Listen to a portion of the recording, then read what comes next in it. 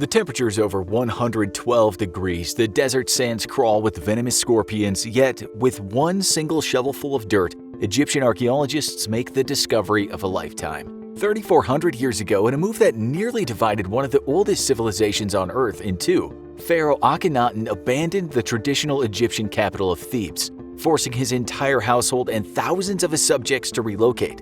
Akhenaten ordered the construction of a new capital dedicated to a brand new religion, the worship of Aten, the god of the sun. The move proves controversial and abandons Egypt's thousands-year-old polytheism, along with its capital and all its temples dedicated to the myriad of gods worshipped by the Egyptians. Yet, as pharaoh, Akhenaten was himself a living god, making his word a divine command. But Akhenaten's new religion would not survive for long after his death. In the second year of his reign, Akhenaten's son, Tutankhaten, changed his name to Tutankhamun, and with his name change ordered yet a second exodus from his father's new capital back to the traditional seat of Egyptian power in Thebes. Successive generations of pharaohs would work to all but eradicate Akhenaten and his heresy from history, tearing down his temples and destroying all mention of Atenism.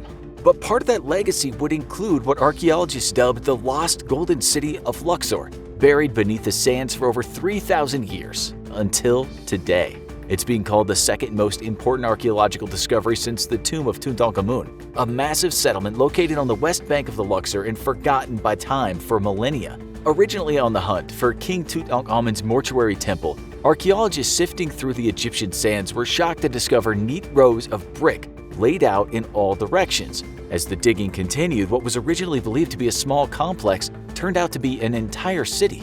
Rumors of a lost city had pervaded Egyptology for over a century, and yet no explorer had ever turned up the location of what's now being called Aten. Buried beneath several feet of sand, the site would have been impossible to locate without a great deal of digging. And there's no telling just how many explorers wandered by atop the lost city, completely unaware of what lurked just beneath their feet. While details are sparse on who lived there and why, what is known is that the city was active when Egypt was at its wealthiest, and that whoever lived here must have included a large number of skilled workers and government administrators. Through hieroglyphic inscriptions found on wine vessels, as well as the discovery of King Amenhotep III's cartouche imprinted onto rings, scarabs, pottery, and mud bricks, archaeologists have been able to date the city at over 3,000 years old, right to the Amarna heresy and Egypt's theological struggles. The dig is far from complete, but already archaeologists have unearthed enough of the city to give them crucial details of daily life for the people who live there. A large bakery and kitchen have been unearthed, complete with ovens for baking bread and pottery for storage of food items.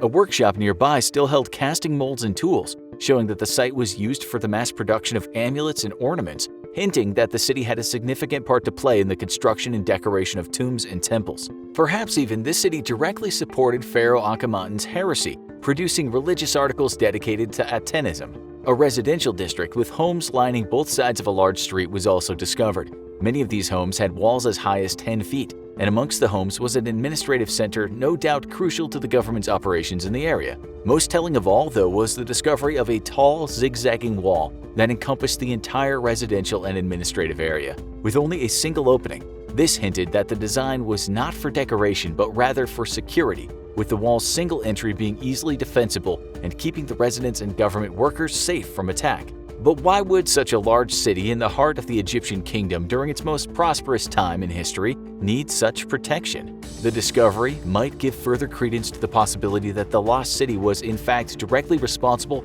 for the creation of religious items and temples dedicated to Atenism. Despite Akhenaten's command to abandon polytheism for Atenism, the move proved to be widely unpopular amongst most Egyptians. Perhaps the city and its inhabitants found themselves under threat of attack by religious terrorists, unhappy with Akhenaten's forced conversion of the nation. Perhaps that's why the city was completely abandoned and forgotten by history until today. Egypt's loss is our gain, though, as archaeologists have discovered entire homes and workshops full of tools and everyday items, giving them incredible new insights into the daily life of ancient Egyptians. Everything from regular household items to tools used for spinning and weaving, along with metal and glass-making slag has been discovered, all left behind, almost as if the inhabitants simply got up and left suddenly. The complete abandonment of such a large industrial center clearly shows that someone was very motivated to make sure this golden city be forgotten by history, and only a pharaoh would have that power to give such a command. Was this city crucial to Akhenaten's forced conversion of Egypt,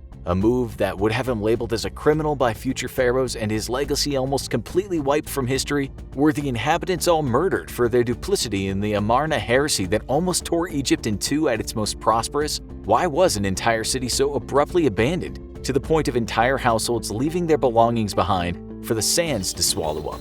Only time will tell as Egyptologists continue to work at the site, uncovering more and more of the city day by day. Now go watch Evidence Reveals How the Pyramids Were Actually Built, or click this other video instead.